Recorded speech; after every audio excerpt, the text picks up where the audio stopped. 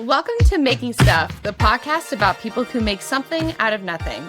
I'm your host, Eliza Tebow, a musician and journalist who spent years producing creative projects from scratch and paying attention to how things actually get built. On today's episode, we're sitting down with playwright, filmmaker, musician, educator, and podcaster, Patrick Flynn. Welcome, Patrick. Hello.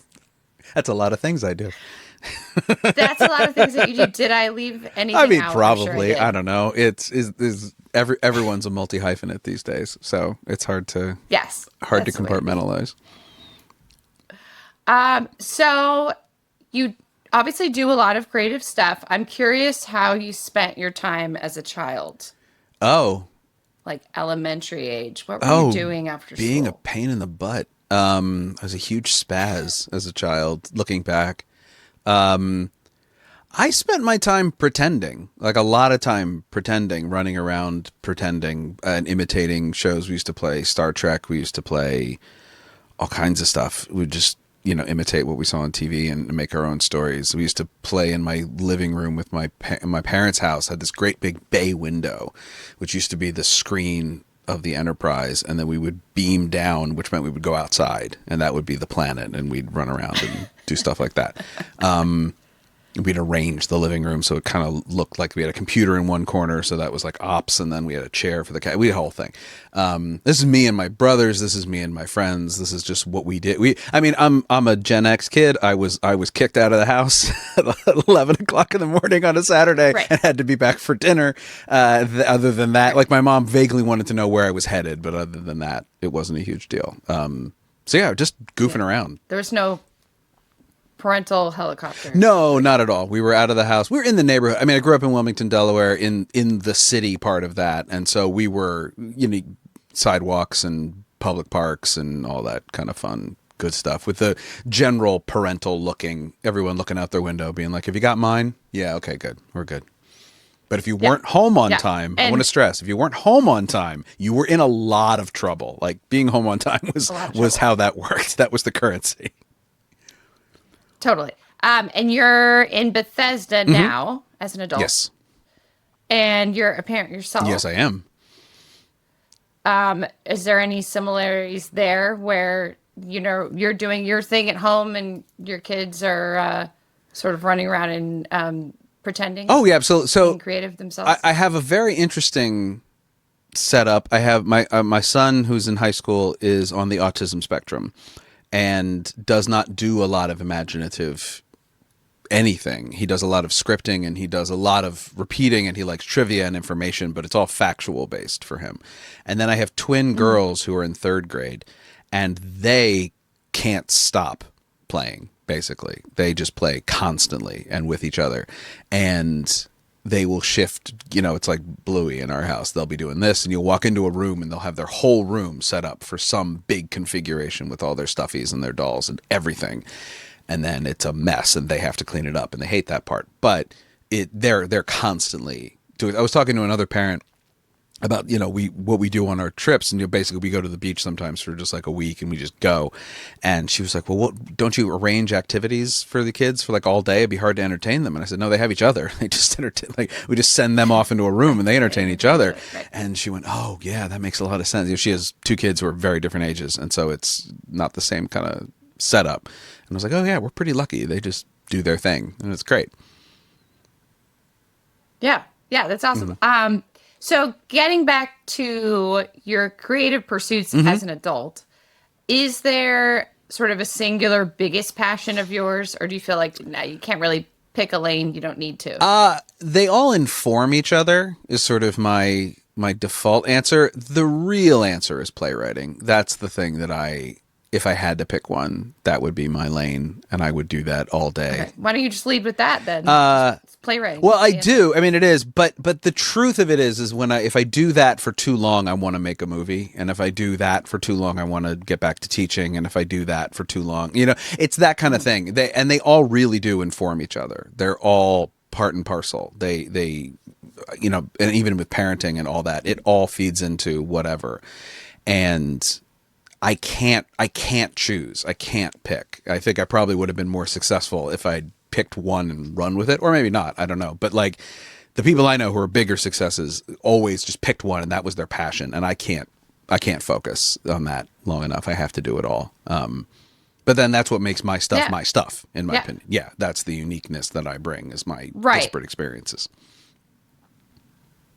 Yes, and they all probably balance each other in some way. They do. What's very interesting, though, is that there are people who only know me as one of them. And so, like, there's a whole mass of people who listen to my podcast for whom I am a podcaster / musical theater nerd, and that's all I am, basically. And then I meet some of them in the wild, and they discover that I'm actually a lot more of just a general knowledge kind of geeky film buff, really more than music theater nerd. And it's a little disconjoining for some people to be like, oh, I thought you were like totally into this. I'm like, oh, no, I love it. I had a podcast for it, but I'm not like, that's not my only thing. I have a lot, I contain multitudes, and they're happy to talk about it, but it is a little jarring for some people who only know me as the film guy or only know me as a teacher to then see me do the other thing. And they go, oh, like, okay, that's interesting.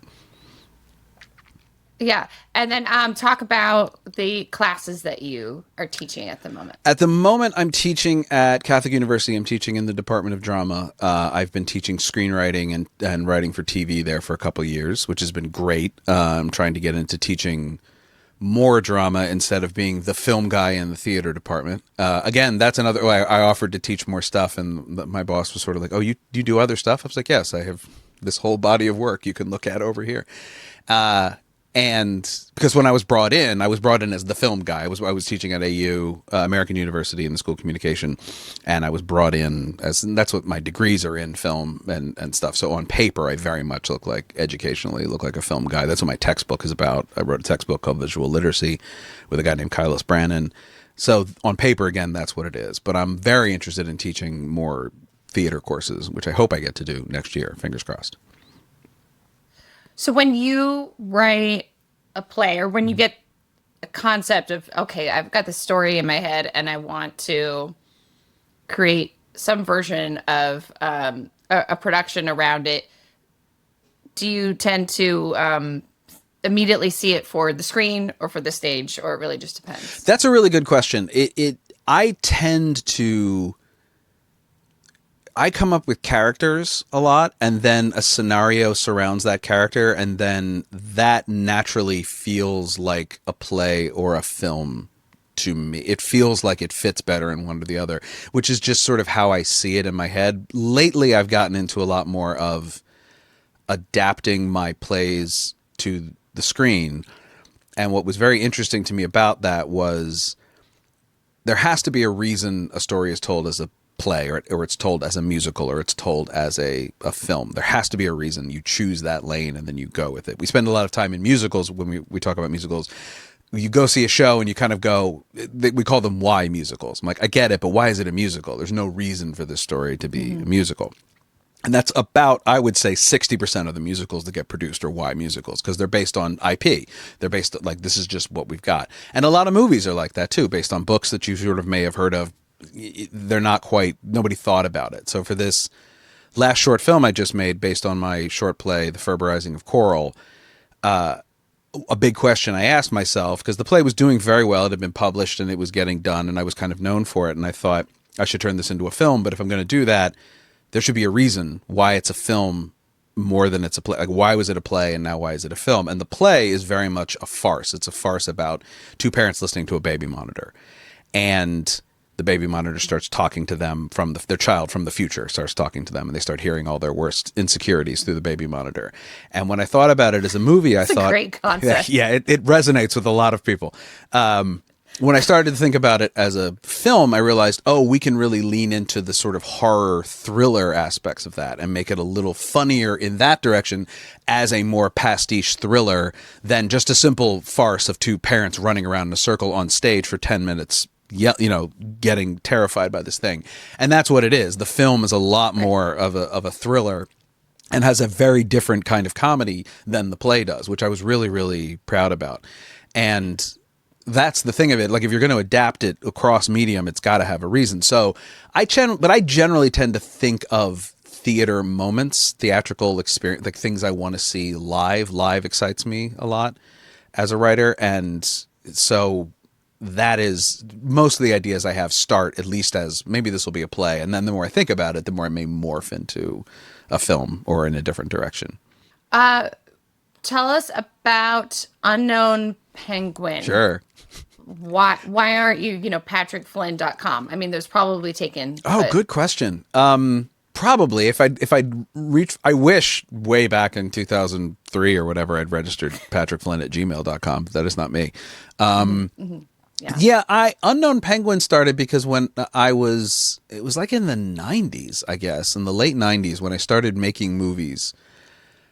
One of the things was in that sort of indie director film boom, everybody had a production company. Paul Thomas Anderson had Gouliardi and Quentin Tarantino had Band Apart and Cameron Smith had View Askew. So you needed to have your shingle. And my friend Gene Zelak and I, who were doing this together, came up with the original name was Tomb of the Unknown Penguin Pictures, which I thought after a little bit was a little too, exactly. It's a little too morose. So we just shortened it to Unknown Penguin, and that became our thing. And then he stopped and I kept going. And so Unknown Penguin became my general IP. And it actually works out really, really well because since I do so many things, when you go to unknownpenguin.com, they're all just laid out, right? Like Unknown Penguin is me, but it feels good to encapsulate a lot of things. There's podcast, theater, movie, education. It's all in there. And it's a little easier, I think, mentally to grasp. Be like, oh, it's kind of like a company that does a bunch of stuff instead of just one guy who does a bunch of stuff. But like secretly the company. It's just me. It's just what they call a sole proprietor and LLC. That's just me. Right. It's like when I'm on this podcast and I'm talking about like, we are so excited to that, but it's really me. It's just you. Like, there's no one else. Yep. I did that on mine too. And I would always think about like, why do I say that? But it's true. Like, we are glad to have you. It sounds more exciting. It does. And it feels more natural. Yeah. Just, I don't know. Quirks of language. Or you can have a sip of water. I will too. Ooh, look at that. I wish I had swag. I don't have any swag. These just came in from Zazzle. I could only afford 2. So had we been doing this in person, you'd be able to use one, but you'd have to like give it back to me. Great. I love that. But the goal of this podcast will be to earn enough money on its own to be able to send a mug to each guest. Oh, look at you. Good goal. I think in about 5 years. Sure. We'll get there. Hey, rock and roll. Yeah. Yeah. Okay. So I know you wanted to focus on a particular project. Obviously, we're going to talking about a few different things here.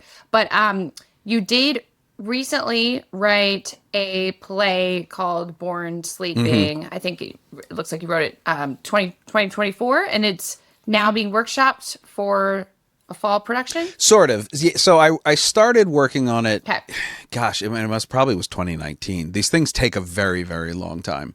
And I had this idea several years ago. The tone is going to shift, dear listener, in 1 second, but stay with me. I'm going to land this plane. So a couple years ago, I had a few friends and acquaintances right around the same time have stillbirths. And it was shocking to me as I had a kid, and a lot of my friends were having kids, and then this was what was happening. And what it started to awaken in me was this knowledge that stillbirths, miscarriages, these things are much, much, much more common than we think they are. And I was sort of looking around being like, we should be talking about this. Like, this is something we should be talking about as a people a lot more, because people, I think when it happens to you, you think you're very alone, and you're not. You're in very good company usually. And it feels like an anathema, and it feels very, very odd. So I started to play with this idea of doing a story about that. But the first big problem I had was point of view. I didn't feel I had the right to tell that story from a first person point of view of a woman who had lost a child, because I'm not a woman and I didn't lose a child. So I didn't have that. What I did have, though, was the experience of having that happen to friends. And so that was my first thought, was the main character will be a friend of somebody who loses a child. And I guarantee you are the friend of someone who has lost a child, like just everybody in the world, just so you know. And so that's where the whole idea began. And it took on a couple different forms as I was working with it. But it took me a while to find a hook to it. I didn't quite, I had this character and I was playing with these ideas, and it was just writing, I take a lot of notes. I have legal pads and legal pads full of just sketches and outlines and thoughts as I'm, coming up with things. And then about a year into this process of figuring stuff out, a woman I don't know very well, so I won't name her, but she's a Facebook friend, who was one of these people who had lost a child, had a birthday party for her son at the cemetery who had died. And I had all kinds of instantaneous reactions to these pictures she posted of this beautiful birthday party. And some were visceral repulsion, and some was fear, and some was like, why is this making me feel these things? And anytime I have those thoughts where I'm like, culturally, I'm being told to feel one way, but why am I being filled? So like, what's she doing? She's not doing anything wrong. She's not hurting anybody. In fact, this looks lovely on some level. And once that happened, I went, oh, there it is. There's my way in. There's my bizarre, inciting incident that everybody can understand. And that is the incident that kicks off the show, is that our main character is invited to this birthday party at a cemetery and does not know whether she's going to go or not. And that's what she wrestles with for the 90 or 100 minutes that the show takes place in, and it draw all the other things that it stirs up in her as the show goes along. So once that happened, it started to take focus, and then the pandemic happened, and then life sort of kicked around as it went. But yeah, I've been working on it with Jenna Place, who's a director in town. She and I have done a couple shows together, and she's been working with it as a director. We've had 2 readings. We had a private reading, and then we just had a public reading.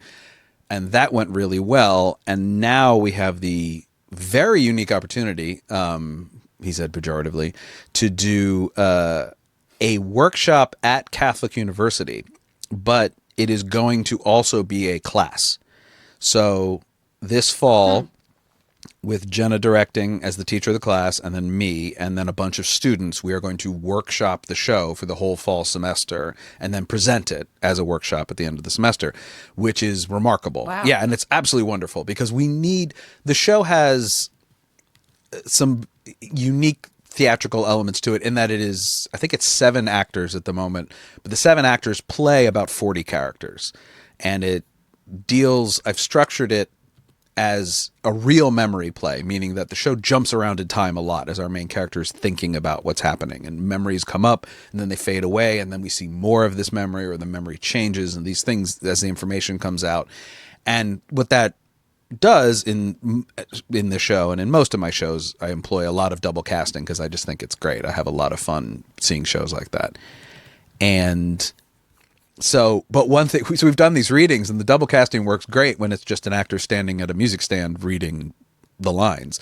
But we need to know if the double casting as currently structured works, and the only way to do that is to get it up on its feet and look at it. And getting a workshop funded, period, is a huge problem. And we had nowhere to go with it. Everybody who read the script really enjoyed it, but it was sort of like an open-ended workshop with no guarantee of production was what we were looking for. And Catholic University, specifically Melissa Flame and Patrick Tewitt, just said, why don't you do it here? It'd be great. And the students would really get a lot out of it, and you'd get a lot out of it, and we can all show this thing together. And I'm very, very excited that we're doing it. Yeah, that's great. So as far as creating this production, like going back to where you felt inspired based on experiences you were having and your friends were having, talk about your process. Like on this show, I ask each guest, how do you make what you make? Sure. So you sit down, I mean, you've got to think about, how am I going to present this material, right? Is it going to be, like you said, sort of a series of flashbacks? Are we focusing on one character? Is it farcical? Is it incredibly sad and dramatic? Is it going to be musical? All these questions. And then you've got to have some sort of writing goal. I don't know if you have a page goal, and you pace yourself. Like, walk us through how you went from, hey, I have an idea, to the play is finished. Sure. So I have a lot of experience. I mean, I've been doing this for about 20 years, and I'm pretty in tune with my own process and my own sort of stick and carrot approach, which is largely outline based. The first goal, the first question I always kind of ask myself is, what is the tone going to be? Like you said, like where are we going? And this is dealing with such a heavy topic that it felt to me it was incredibly important that it be funny, and it be very funny, and that the audience understand from the beginning that it is humorous, that what we're doing is humorous.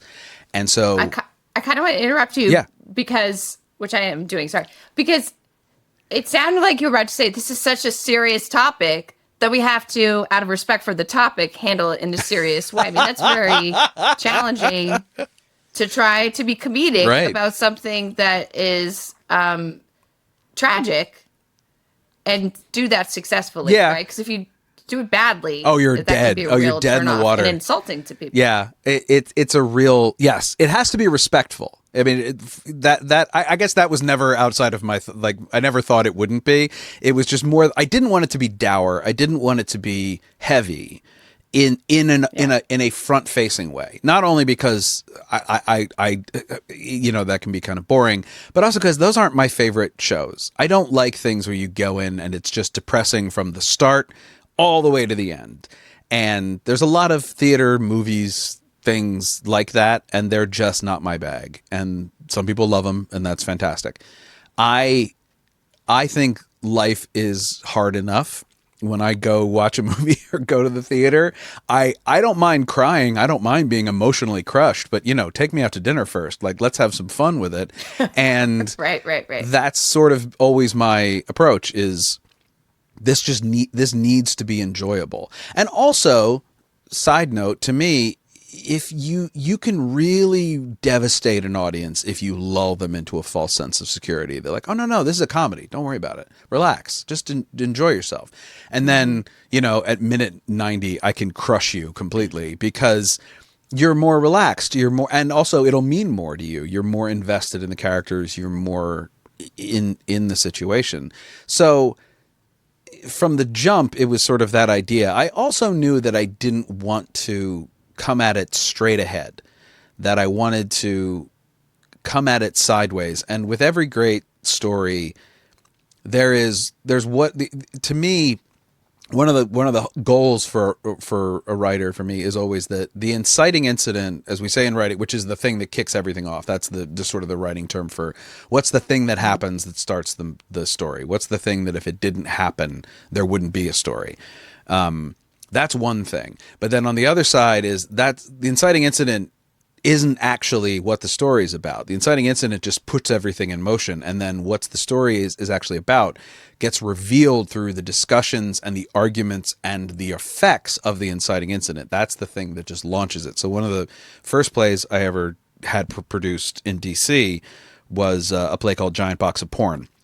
The inciting incident of that is that a couple come home from a vacation to discover a large box of pornographic videotapes has been deposited in their apartment. Like, that's the inciting incident.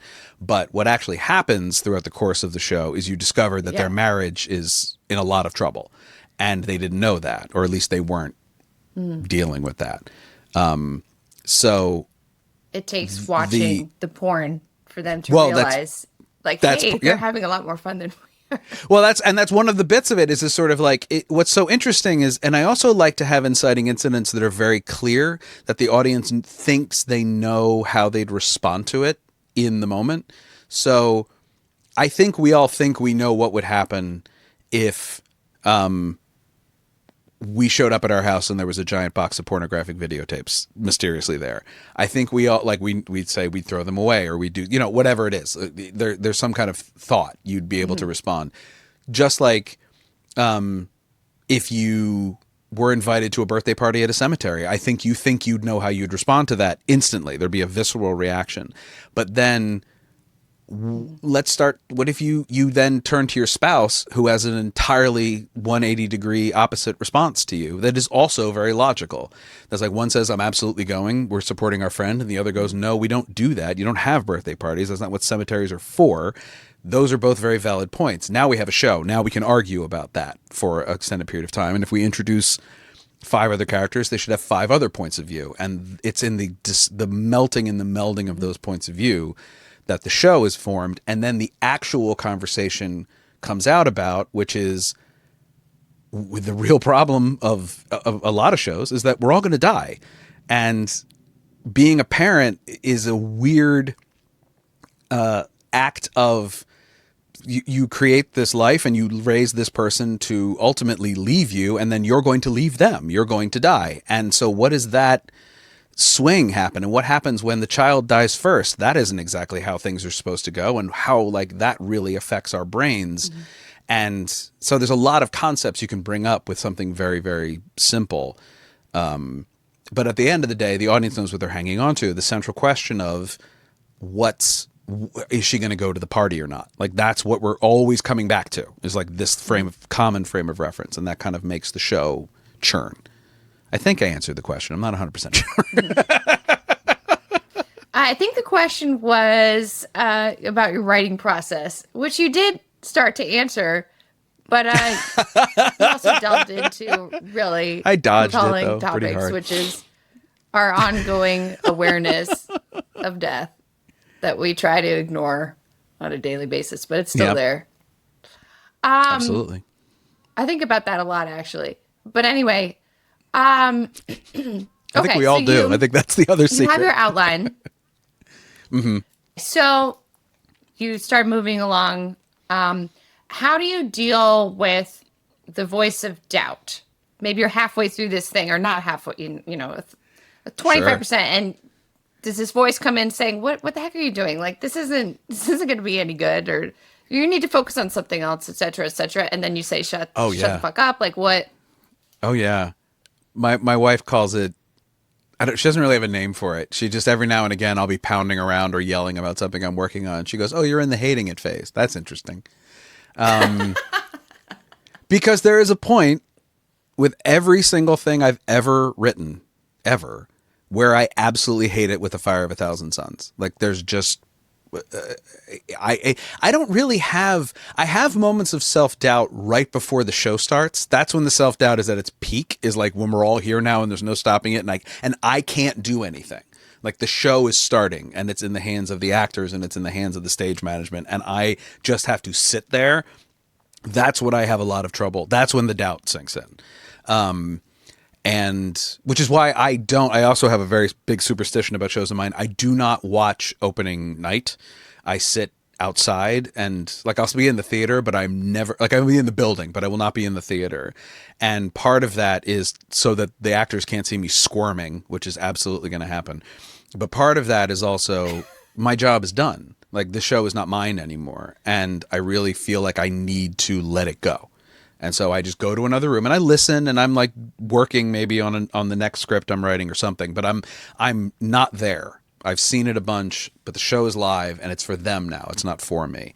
So that helps that, but that's like more of an anxiety thing than a process thing. Yeah. But yeah, it's a roller coaster. It's what it means that I care. I mean, in a way that I'm very happy that that's part of it. And I'm happy when I get there, sort of. I'm also very angry, but I'm happy that it's like, I care about it enough to hate it. I have passion behind it. And that really means it's worth fighting for. That's also where the collaborators are important, where I have a director that I can send it to and be like, is this anything? Honestly, like, just tell me this is anything. And they'll say yes or no. Or they'll say, I see what more likely what the response you really want is, well, the response we secretly want is, yes, it's a brilliant thing and you shouldn't change a word. It's incredible. Right. Don't touch one Which is thing. No one has ever said that to me in the history of mankind. But what the best answer is really, I see what you're going for, and this is where you've lost me. And that gives you, I can fix that. I can work on that. Great. That gives me a point of action. So that's why I love playwriting, I think, more than any others. It is the most collaborative on the writing standpoint. As I hand it to somebody, and people, ideas start to form. Actors bring ideas, like, these things really come to life. It's very, very, it's growing, and during rehearsal, it's constantly changing and it's morphing. Screenwriting and filmmaking, it's still very collaborative, but it's a lot. The script writing part is pretty much done at a certain point, and then all the changes we're making after that are sort of feel more like directing than writing, which is fine. I love that as well. But the other thing that I've learned, I can't say that I've conquered it, but I think one trick is to never start with a blank page. There's always that thing of like writers sitting at the computer looking at a blank screen and the cursor's blinking and they have just like the cursor. Exactly. Yeah, it's like Sex and the City. Exactly. And they're terrified of the blank page. And I totally get that. And I understand why. But that's why I have a notebook, like I say, a legal pad full of stuff to refer to. I never sit down to write unless I know exactly what I'm going to start with. And that doesn't have to be the beginning. But a scene has come into my head that is, like, for example, and this usually I do try to start at the beginning. That's just my sort of own process. But for this play, the first thing I wrote is, it's not exactly the climax of the show, but it's a big turning point moment. And I just knew it clearly. I knew exactly what was going to happen in that moment. And so I just wrote it. And there it was. This scene sat as a separate folder waiting to be copy and pasted into the main file by the time I got to it. But I'm never starting blank. And when you're never starting, I have all these notes. I know exactly what I'm going to hit. Things are building off of each other so that I'm not like, oh God, what do they say? Hi? How do they come in? What's the first thing I see? Like I've made, Hi, yeah, I'm Abby. yeah. And that's what it is. And yeah, that's where the notes save me. Like and that's why I recommend to my students all the time is just really never start blank. And also another thing I always say is I try not to stop writing for the day, not knowing what's coming next. If I reach a point where I'm like, I know exactly what the next scene is going to be, that's when I stop. Mm-hmm. Because then tomorrow when I come back, I know exactly what I'm going to do. And I'm kicking off in motion instead of... Yeah, you're not like mucking around. Exactly. Like checking your phone. I do enough of that already. I mean, it's just absolutely, as the joke is the cleanest thing, is the clearest thing in the world, that you can tell that I've started a new project because my desk is spotless. And it's true. I do clean my desk it's like a parody of a bad screenwriter. I clean everything in my house and then I can start. Yeah. And I don't know why, but that's part of the process. Yeah, I'm loving all the Post-its behind you. Oh yeah. I wish you could see my desktop. It's covered with digital Post-its. Oh, there you go. Like the stickies. I tried to use those. I couldn't do it. I still need the analog. And then I have photos of it on my phone for when I'm not working at my desk. Just so you can I can refer back to it. Yeah. What since we're talking about, I like to talk about process on the show, the making of stuff. How do you get a play staged, right? Like the few of us who have the wherewithal and the talent and the patience to write a whole play, it's a whole other feat to get people to perform it. And then on top of that, perhaps getting hopefully money from it, or at least not spending more than you're getting, that whole process. How do you tackle that? God, if you find out, tell me. That's a glib answer. I will give an honest answer. It is incredibly hard, and it's only getting worse, which I don't want to say I don't want that to sound defeatist, because I am not defeated and I don't view that as a defeatist thing. It's just, just to humble brag for a second, I have 4 published plays. I have a reputation behind me in this town. I have a Helen Hayes nomination. I have several artistic directors who've worked with me before. Yes. And I have several professional, well-respected actors and directors who like to work with me. And I still can't find a theater to stage this show so that everybody likes, everybody when they read it enjoys, everybody who's been a part of it has enjoyed. It doesn't matter. I can't find a theater to put this show on in town. And one of the reasons is because right now in Washington, D.C., everything is fucked up. And that trickles down all the way to the most like off Broadway level theaters in this city. Everybody's playing with scared money right now. And when everybody's playing with scared money, they're going to do as many things, known quantity. They're going to try to eliminate as many unknowns as they possibly can from their budget. Mm-hmm. And nobody's ever done the show before. There's no reviews of this show. Nothing exists. The hope is that when we stage the workshop, then somebody will come see the show and be like, oh, I see how I can market this show. I see what this show is. Because the big thing that goes, I think, across every creative venue, and I'm sure you will agree with this from the music side, is that no one wants to be the first person to say yes, because that's scary. But once somebody says yes, it's a lot easier to get another person to say yes, because someone else already said yes. Right. That's what awards are great for. Like if you've released something, like, oh, somebody else did that. Yeah, I'll take a look at it because someone else already did it. So it must be something. Right. But it's really, really hard. And I always have 2 kinds of theater going at any given moment to maintain my status as professional playwright also, who can't, like, I'm a professional playwright, no question, but if I wasn't teaching, I wouldn't be making any money. I make money from publications, I make money from productions. I do not make enough to live on. That was another question, was how you make money in this field. It's very, to live on, I honestly have no idea, because watch the Broadway, if you assume the Broadway is the top level of theater in this country, find me a Broadway playwright who has had a show new show produced in successive seasons in the last 20 years. Instead, what you will find is plays that are big hits on Broadway, immediately those writers go off and create a television series. Like, that is the absolute next step. They get gobbled up into television because that's where the money is. Okay. And TV is desperately looking for new voices in writing all the time. Theater is not. So no shade. It's just the way the business is functioning right now. But the way I balance that is I always have one show that I'm working on that is totally on spec, a passion project for me that I'm willing to dedicate the sort of hustle and legwork to get it produced. That's what Born Sleeping is for me right now. On the other side, I have my Theater for Young Audiences work, which is TYA is the acronym for that. So my TYA work is the thing that, for lack of a better term, pays the bills, because TYA you can produce on a much short, like that's a case where I do most of my work at Adventure Theater in Glen Echo here in the DC area, where I will go to Adventure and I'll say, I want to do a show about this. And they'll go, well, how about we do a show about this? And we'll sort of figure out a show that we're going to do. And then we agree on a commission, and then I'm off to work.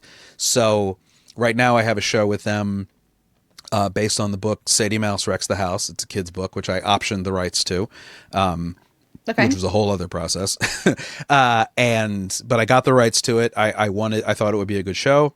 I got the rights. I went to Adventure. I said, I want to do this show. They said, great, because again, they've worked with me before. They trust me. I have a reputation. And now we're going to workshop that show in May, I believe, at the moment, for a production, hopefully sometime next fall, not 2026, but 2027. But that's the kind of timetable I'm working on. I have a show, like, I've been working on Born Sleeping for 7 years. It's about to get a public staging probably in December of 2026 for hopefully a stage production somewhere in DC. However, that wouldn't be until 2028 probably, because of the way theater calendars work. You know, like, it's just, you're always way off in the future. So far out. Yeah. And that's even before, like, it would get produced. Hopefully it would get well received. Hopefully then it would get published. Hopefully then other theaters would start doing it. That's 2030 we're talking about at that point. Right. And like, if these numbers start to sound scary to you, I'm going to be 50 in 2030. So think how I feel. But that's the kind of, that's the scale as a playwright you're working on, is you're always like, if I finish it today, we will be ready to go in 3 years. You know what I mean? Like, that's the kind of push. That's the kind of distance out. And it's the kind of thing that frankly drives people away from it. Or on the other side of the equation, drives people to found theater companies, which I would never recommend. Don't do that. Don't found a theater company. Join a theater company, certainly, but don't found one. That's really, really hard. Okay. Yeah. So you basically have these like parallel tracks of your sort of the play that you're feeling is not your passion project, but you're most passionate about, that you're going to put a lot of, years into, while paying the bills, still writing rewarding work, but for younger audiences. Yeah, it's kind of like the way I like to think of it is it's a known property versus spec. So spec is meaning I'm doing it speculatively, meaning nobody's paying me.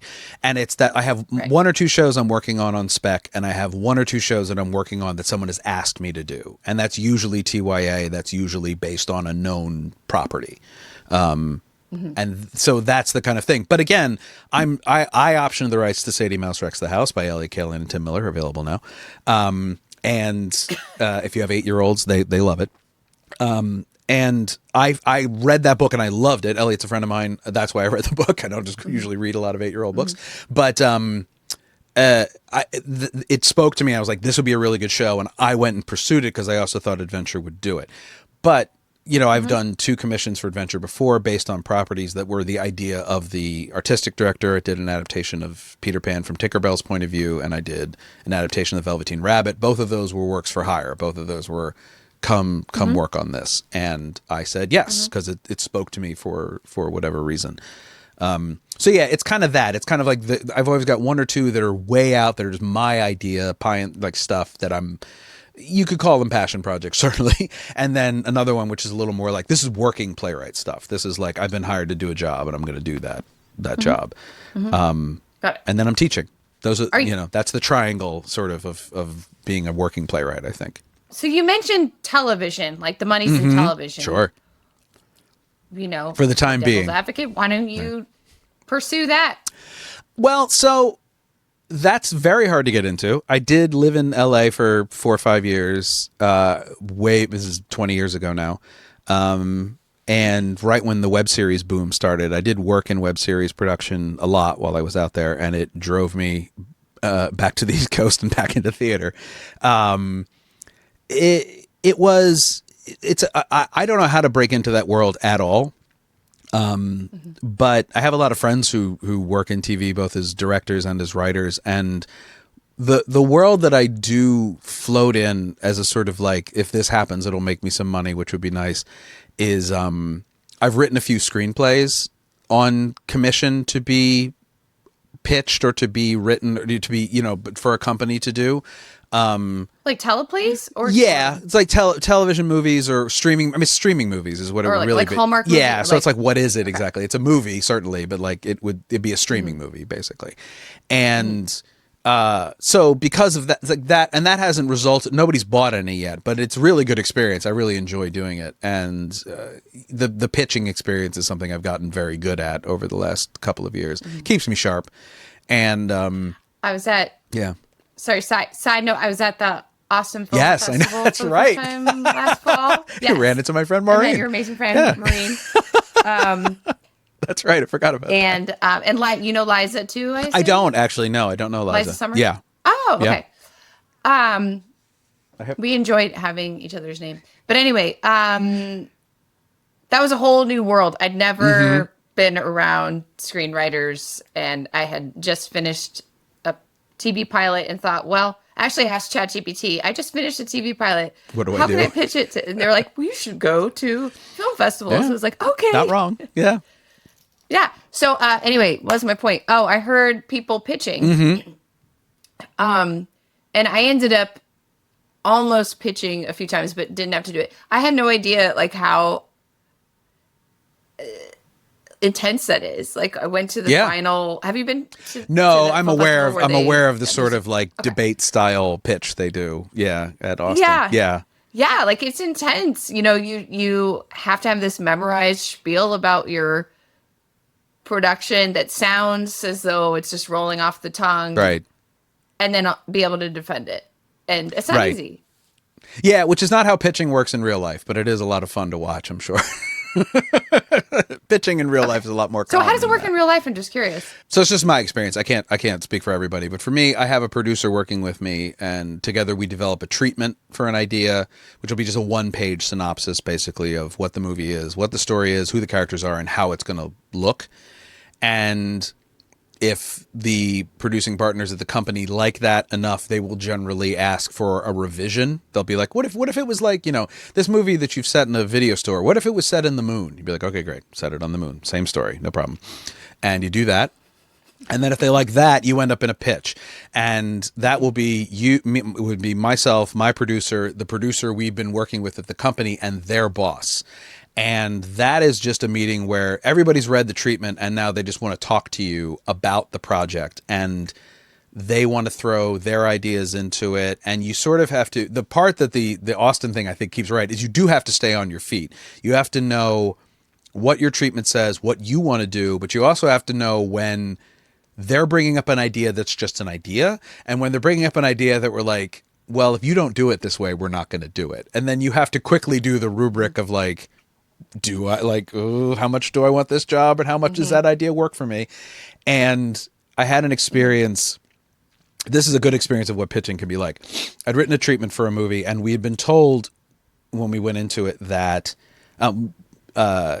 They wanted everything to be very low concept. Low concept means that it's very straightforward. There's no special effects. It takes place now and here. Contemporary clothing, contemporary costumes, contemporary problems, and it's a very simple story about a man and a woman and a thing. Like that's what they want. Boring. Right. But so that was what they wanted. So that's what I wrote up a treatment for it. And they went, we're actually looking for things to be a little more high concept now. Could you do something that's a little more fantastical? And I went, okay, sure. So I tweaked it and make it a little more fantastical. And then I had this meeting and they were like, we really want it to be like big. Like, can you add and go for it, like really go for it. Like, what if it was about time travel? Like, what if this person was like floating around in different like time? They kept running into the same person and stuff. And I was like, sure, like that sounds fascinating. I can write that. Wrote up this whole treatment, rewrote. So then again, I rewrite the treatment. I send it back to them and they go, good, further, do it even like change these two things and really push this element. Okay, great. I rewrite the treatment. I send it back to them again and they go, great. We'll let you know. And that is the point in your pitching process where you need to forget the project ever existed because you don't know when you're going to hear from them. It's not about like there's this thing called the Hollywood no, which you might be familiar with, which is they don't call you and say, sorry, we've passed necessarily. They just never call you again. Like that's kind of how that goes. And it was very exciting to work on this and everybody's very excited to get it and you're trying to turn your material around very quickly. But then you have to, once you send them the final thing and they say, we'll let you know, you kind of have to forget it exists because they're going to call you when they're going to call you. It'll make you crazy. Yeah. You can't every day. I can't be texting my producer saying, did they call? He'll call me when they call him and they'll call him when they call him. So it's always also better when you get the surprise text being like, they called. You'd be like, hey, like, this is great. I forgot about that project. This is fantastic. You just reminded me of the film Sideways, which I assume you've seen. Sure. Absolutely. Paul Giamatti just keeps calling. Yep. And it doesn't help. I guess it's the editor. Yeah, that's with the book, right? He's written a his agent. Yes, he keeps calling his agent to see if they've called. And they've never called. Yeah, and he ultimately gets the bad news. Right. And I mean, you kind of feel like if he would just stop calling, maybe they would. Well, that's the thing. So, and that's sort of my... Just by like karma. That's also why it's good to have 2 or 3 projects going. Because like, okay, that one is over there. Okay, now I can go back and work on this. But what happened with this particular project was after, like, I want to say 4 months of nothing, we got a message back, and it was an email, and my producer forwarded it to me because it's one of the funniest emails I've ever read in my life, because the email said, unfortunately, we've decided not to go ahead with this project at this time. We just feel it's a little too high concept for us right now. You should write a short film about this. It works better as a lecture in a classroom, personally, because the kids can't believe which you've it. Delivered before, I'm sure. I do, and I tell the story all the time because I laughed. Man, my producer, I have enough experience in this where like it was so funny that like you noted this thing into non-existence. You gave me so many notes that you hated it at the end of it. Yeah. And that's what this is. That's what the writing process for... It's basically like gaslighting. It feels that way a lot of the time. Yeah. One of the other things that like when I teach, the kids can't get their heads around, especially playwrights, is that when you write a TV pilot, if you're lucky enough to get it produced, they film the whole pilot and then they decide not to pick it up, which happens, you're so lucky to get it shot in the first place. But if that happens and it doesn't get picked up, everybody I remember the first time I taught TV writing, everybody assumed that then, and then you take that pilot to other networks and you show it to them and then they'll buy it. And I say, no, they just throw it away. It's done. That thing is finished now. No one's ever going to do it. And they go, why? I was like, because nobody wants in Hollywood production, I'll use the term Hollywood pejoratively, but like in Hollywood production, people don't want other people's ideas. They want it to be their idea. And so it's very rare that a pilot ever goes from one network to another. And it's usually because the network one network calls the other network and says like, you should take this show. We can't put it. The only reason we're not picking it up is because we can't fit it on our schedule and it doesn't really work with us, but you guys should take it and you should pay us 50% of the money you make from it for taking it. And that's a show and that happened with House and that happened with Scrubs. And those are the 2 big success stories that people are aware of, but it has not happened with anything else. It's not usually the way it goes. It's just done. You're done at that point. That show will never be anything. Business is not for the faint of heart. Nope. But it is also like we're dreamers. That's our whole point. Like we're goofballs. We chose not to have real jobs, and this is the way it works. Unfortunately, every day I quit my day job last April, and there's not a day that goes by where I don't think for a minute like, yeah, should I get back into communications? Yeah, what the crap? What am is I this doing? whole thing? Definitely made more money, right? But then I think about my soul and my heart. Yeah, remember. It's good to remember how you feel. It's good to remember how you felt when the thing, like the getting up in the morning, was not like a fun thing. It was a oh god, like kind of thing. Yeah, right. You know. Okay, very quickly, Sure. I wanted to ask you just about two other Please do. projects. One is a series of Heinz ketchup ads you made back in the day. God, that was 20 years ago. Is that what you're most proud of? Sure. Because I mean, it's just brilliant. That was so funny. That was way back in the mid, like 2006. There was this thing going on where products like Doritos and Heinz were farming out their commercials to neophyte web series producers, and there would be these competitions where it was just like, you make a Heinz commercial, you send it into us, and if we like it, we will air it on TV and we'll pay you $2,000. And I did this whole series of them with a bunch of friends of mine right before I moved to LA. And one of them got selected as a top 5 finalist, I think, in the Heinz Top That TV Challenge, Take 2. Yeah, it was fun. It was cool. We tried it. Nothing else ever had any traction. We came up with a bunch of ideas we really liked. We made a bunch of them, and only one of them resonated, which is, I think we made 10. That's not a bad hit rate, really. We met over ketchup. We did. It's true. It's absolutely true. I joined the group about a year ago. And I joined right at the same time. The mutual love of tomato products. And specifically ketchup. I'm very good at note-taking. Yes, she is. I'm a copious noter. Yes, you are. And I'm very good at the ketchup calls. Oh. That's the one. That's the one. That did Absolutely. it. Absolutely did it. I knew right then and there. Yeah. I knew later. Yeah. It's a really good joke, and it was a joke that I will honestly. It was improvised in the moment we were doing this interview section, and Courtney Hertzu plays my wife.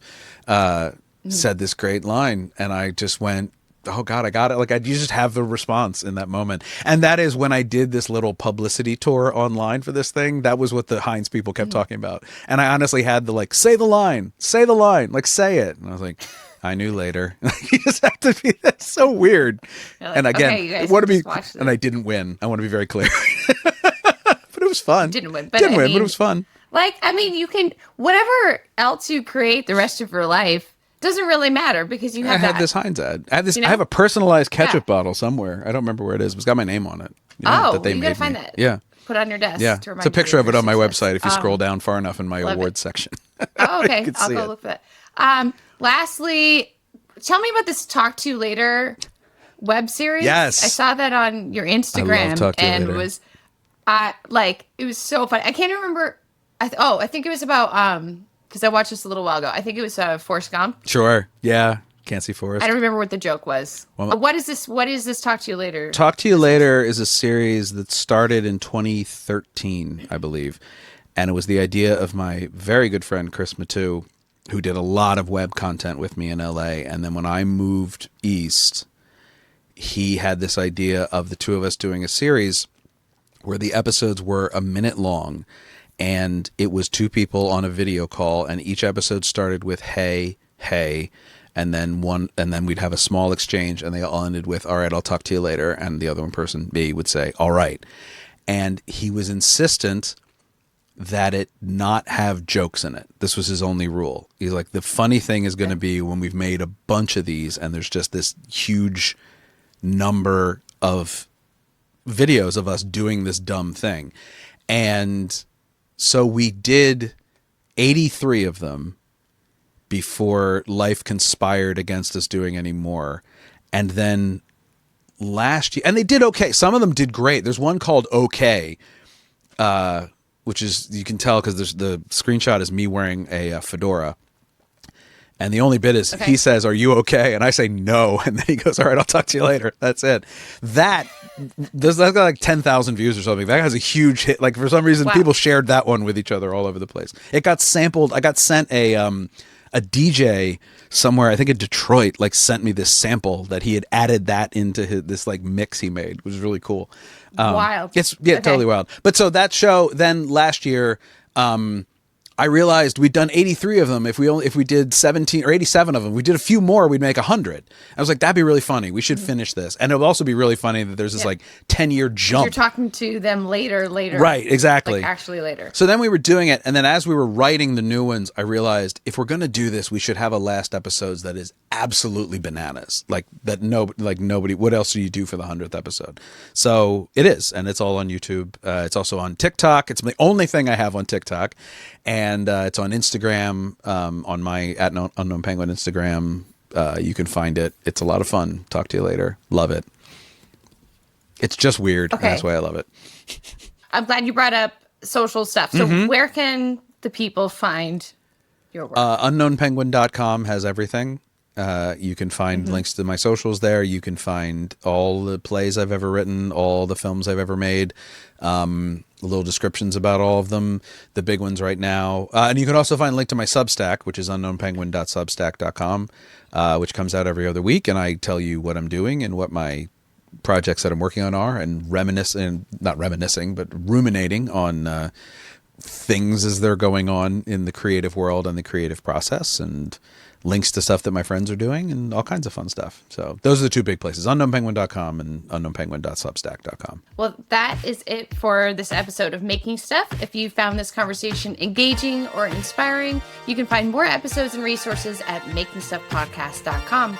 There you can also buy us a virtual coffee so we can keep the episodes coming. Thanks so much to our guest, Patrick Flynn. Thank you. And thank you all for listening.